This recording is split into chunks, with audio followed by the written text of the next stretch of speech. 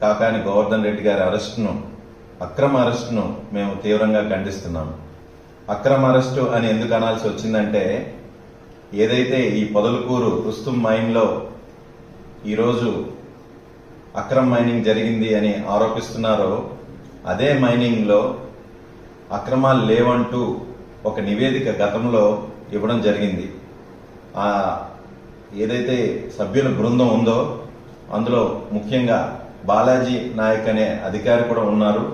ఇప్పుడు ప్రభుత్వం మారిన తర్వాత ఈ కూటమి ప్రభుత్వం హయాంలో మరలా తిరిగి నివేదిక సమర్పించేటప్పుడు ఏదైతే ఇంతకు ముందు మైనింగ్ లో అక్రమాలు లేవని ఇచ్చారో, ఈరోజు అదే బృందం అందులోని వ్యక్తి ఉండగానే మైనింగ్ లో అక్రమాలు జరిగాయని ఇవ్వడం, ఇలా నివేదికలు మార్చి ఇవ్వడంలోనే ఇది ఒక తప్పుడు కేసుగా మనకు అర్థం అవుతుంది.